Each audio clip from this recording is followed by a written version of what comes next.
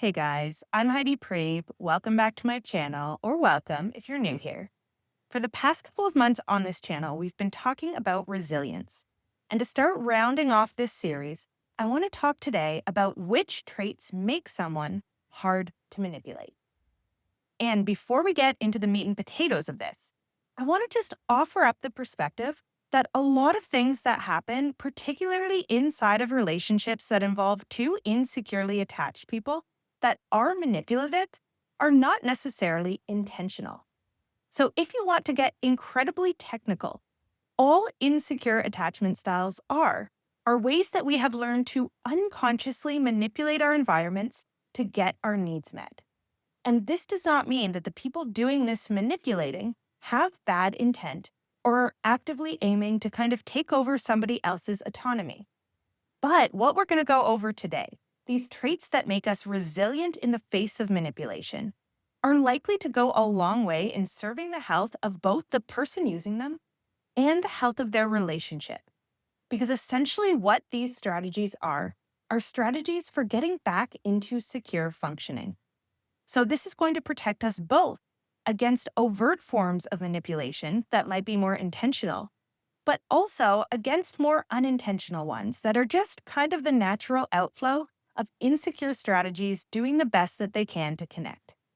And the other thing I just want to touch on before we get started is that sometimes our attachment systems or our early trauma patterns can lead us to overperceive of things as manipulative when they are in fact offerings that are made in good faith.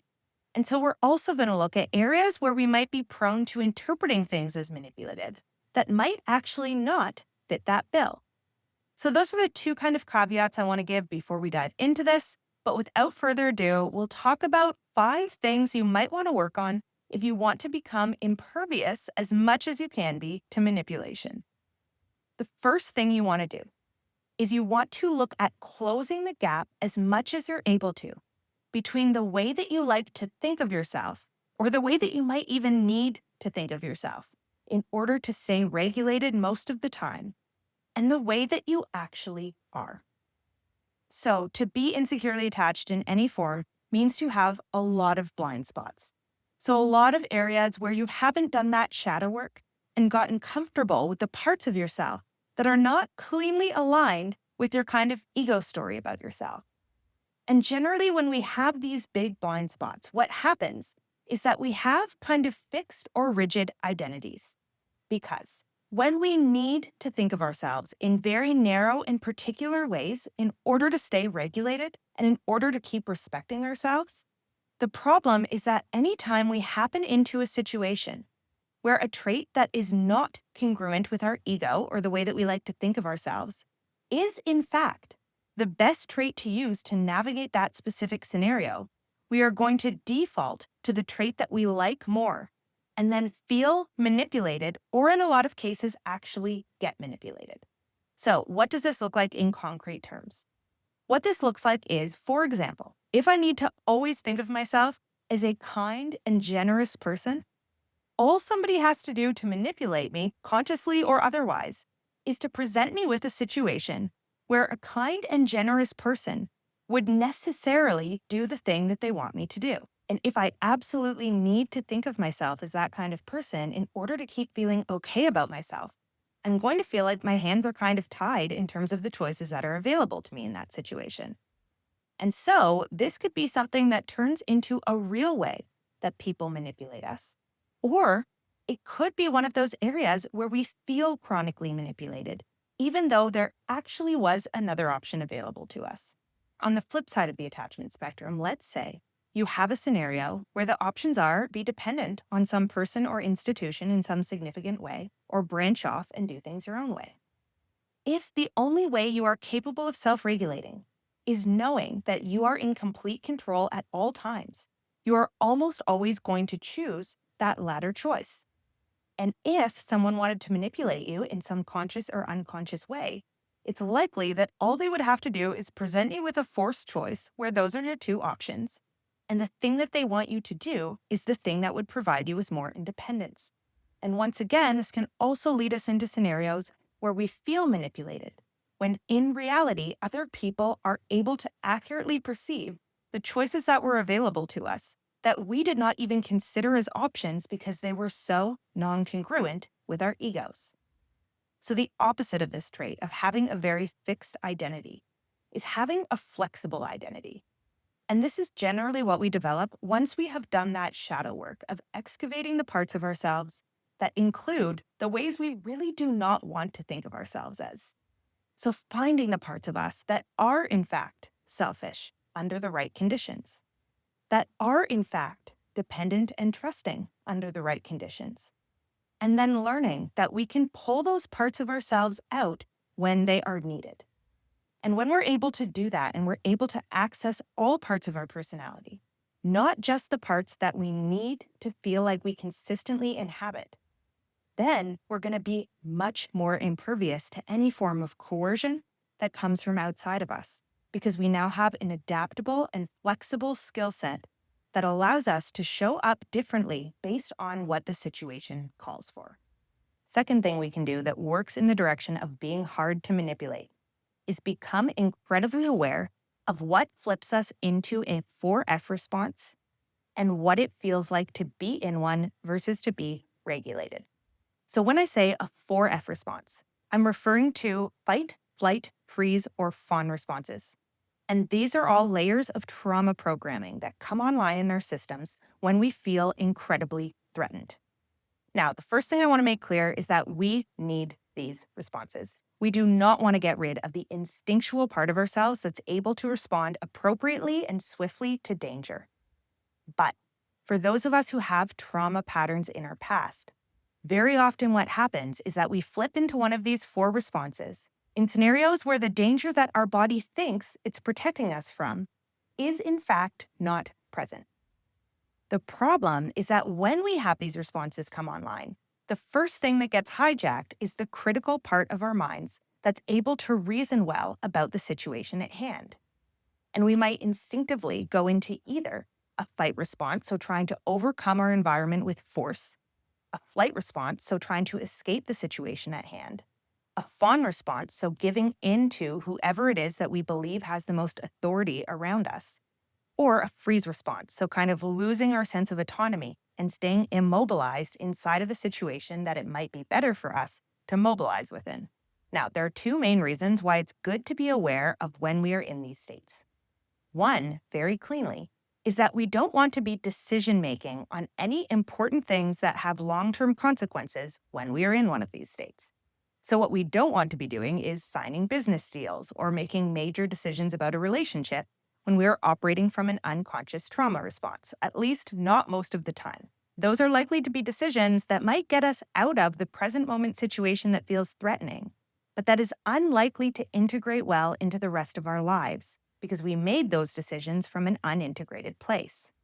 So if we can start noticing when we are in one of these states and develop strategies for delaying any important forms of decision making until we are out of this state, it is going to give us a lot more flexibility and prevent us from potentially making choices under pressure that we are not actually comfortable with.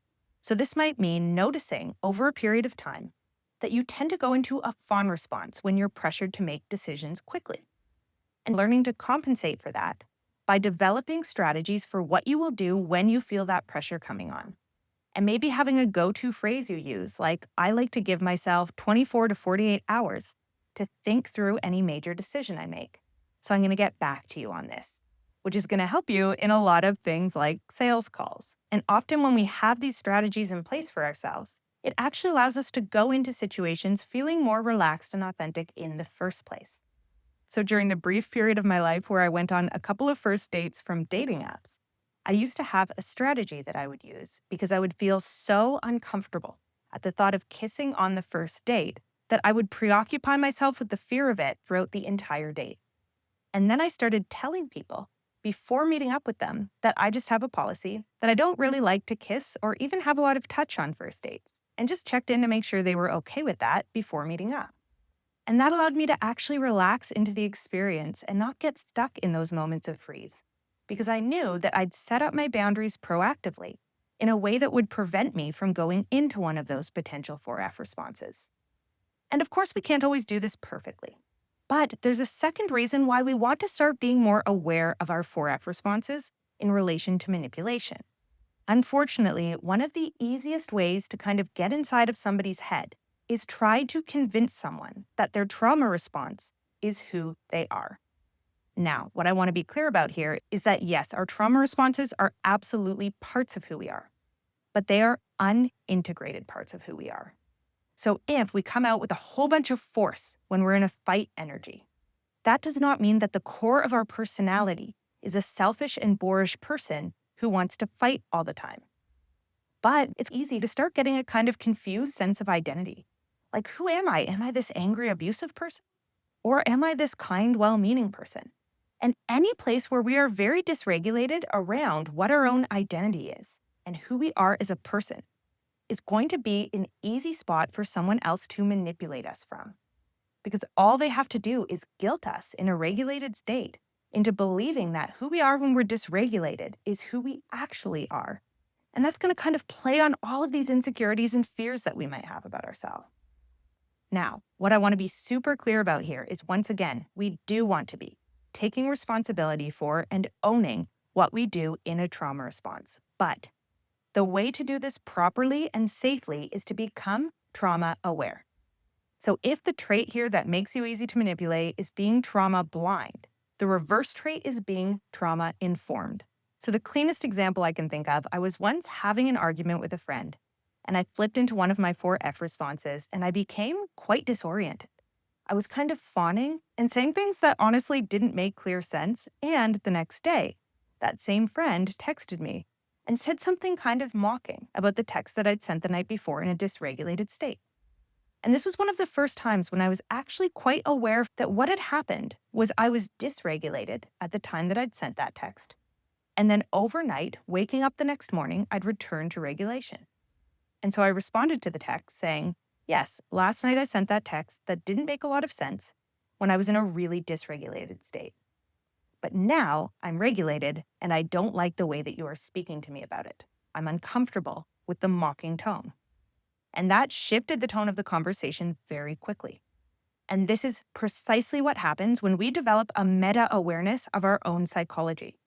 And we can notice when we are in a triggered or dysregulated state versus when we are in a calm, regulated one. And we can communicate that clearly and with dignity to other people. Again, this does not mean we avoid responsibility, but it means we refuse to collapse into narratives that blend our trauma responses with our deeper intentions or true character. And the better we get at this, the better we get at navigating situations like this as a whole. Because when we can separate out our trauma responses from our deep sense of integrity that guides our decisions when we are regulated, we can start working with both of those things much more effectively. Third thing that's going to make you very hard to manipulate. Learn to stand behind your feelings simply because you care about the way that you feel. So, one of the biggest traps that I see people getting sucked into, particularly those of us who err insecurely attached in any form, once again, is thinking that we cannot act on our feelings until we can explain them perfectly logically. And that's generally because we do not have that internal compass built in, the way secure people do, that allows us to just kind of trust that gut feeling when something is off. Or at the least, hold a strong grain of salt in place when that gut feeling is off. So the cleanest example I can think of with this. I once dated someone who, when I was getting to know them, was really wonderful and lovely, but as our relationship deepened, I noticed that there were some things they would say or do that felt like very subtle digs. And I couldn't really tell, am I just being oversensitive here? Or are they genuinely taking kind of stabs at me? And when I tried talking to them about it, they had a lot of excuses and defenses. And so I really started sitting with it and going, okay, what's going on here? And I went online and I started looking things up like signs of emotional abuse. And I got really in my head about this question. What's going on here? Is this person displaying narcissistic patterning? Is this emotional abuse? And it felt like there was tons of potential evidence on either side of the debate. But when it came down to it, when I was really quiet with myself, there was something I knew for sure, which was that around this person, both on a day-to-day basis as well as when I tried to raise issues with them, I just didn't feel very good about myself. And when I was with myself or around my friends, I generally did feel pretty good about myself. And I realized that that was justification in and of itself for me to end the relationship.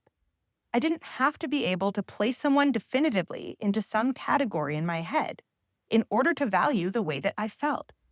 I just felt bad around them. And I didn't want to feel bad most of the time in the relationship that I spent the most time in. And so the trait that we're looking at here that makes us easy to manipulate is the trait of deference, of always needing what we feel to be confirmed by some outside authority in order for us to decide that we can make a decision based on it. And the opposite of this trait is the trait of self-respect. So being able to say to ourselves and other people, I don't need to be able to perfectly explain what I want or what I'm feeling in order for me to take the way I feel as valuable information and to make decisions on it. This is always going to be the trump card in situations where people are trying to manipulate us by finding ways to trap us in whatever logic we present to them. The only trump card that always wins in that argument is I am doing this because I want to, or I am not doing this because I don't want to, and I don't feel the need to explain my reasoning beyond that. There is very little that someone can argue back around that, but it takes that sense of dignity and self-respect to be able to say to ourselves and other people, I am making a decision based on how I feel, not based on how anybody else perceives this or needs me to explain it. Fourth trait that makes people very hard to manipulate is being able to tolerate being disliked, misunderstood, or left alone. These are three massive trigger points for a lot of people that anyone who wants to be intentionally manipulative is likely to try capitalizing on first. And the reason why these are so easy to capitalize on is because these three emotions are pretty distressing and hard to tolerate for most of us, but especially so for those of us who have extra wounds on top of these areas. And this does kind of hark directly back to point number one. We want to make sure that we are integrating the parts of ourselves that we find difficult to tolerate or be with. But I want to touch more directly on some examples of what that might look like, because again, these three are major pain points for a lot of us. So I'll never forget a workshop I went to one time, where one of the participants in the workshop said something to me in a group setting that I felt was a gross misinterpretation of what I'd just said. And I noticed instantly a kind of panic response starting to come online in my body. And I automatically wanted to launch into over-explaining myself so that we could get back in a shared reality. And the instructor made a really cool move. And he went, can you pause for a moment and just be present with your body before responding? And I said, well, I'm struggling because I just feel really misunderstood and I just want to clarify what I meant. And he went, that's fine. Before you do that, can you pause and notice what it feels like in your body to be holding the tension of feeling misunderstood?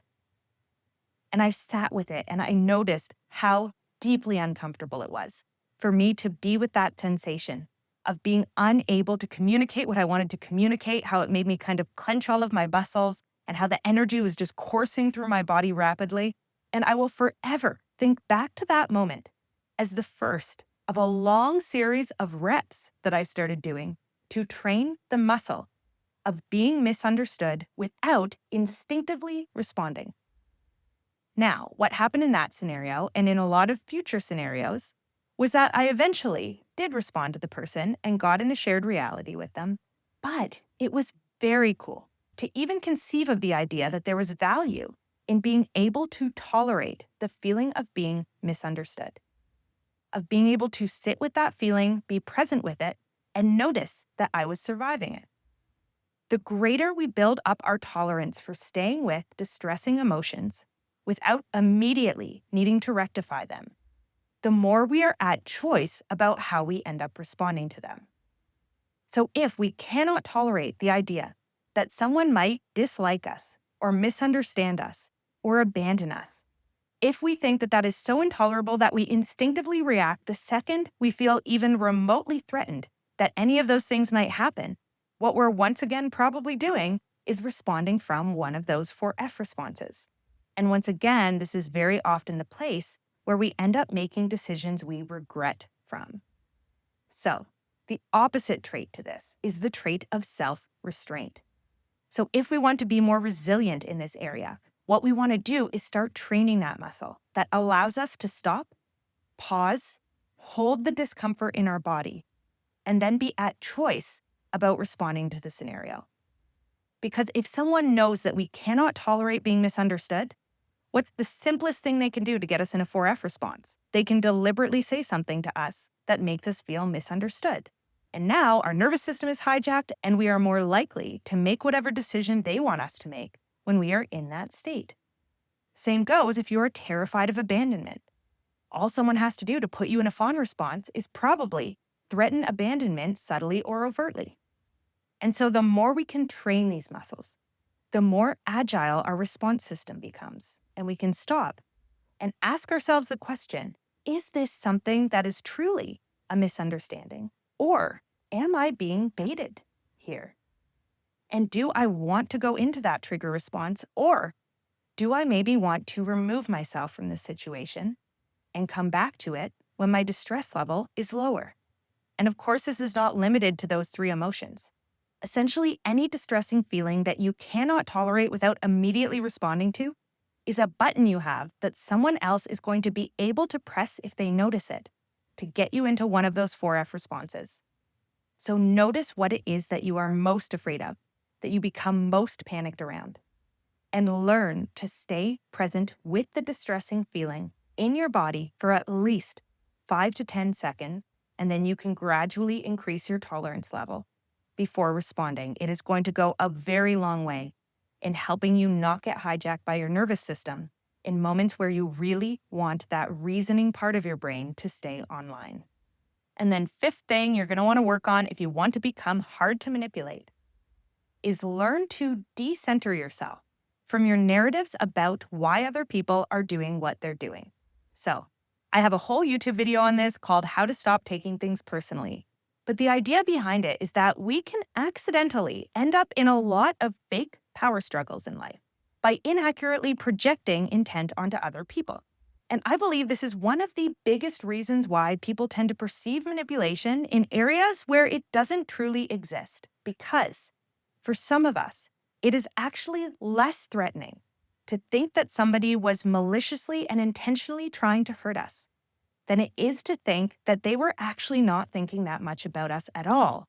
And the way that they hurt us was just collateral damage to something else that they wanted to do. And I think that this is probably one of the biggest things that gets people locked in power struggles that never resolve, is the assumption on behalf of one or both people that the thing the other person did to hurt them was intentional rather than the unfortunate byproduct of something else. And so to get better at this, what we want to do is develop the skill of differentiation. Differentiation is when we are able to hold ourselves and our own response patterns in conscious awareness when we are in connection with someone else. This is going to help us start separating out what is happening here because of what I'm bringing in, what is happening here because the other person is bringing it in, and where are those things overlapping.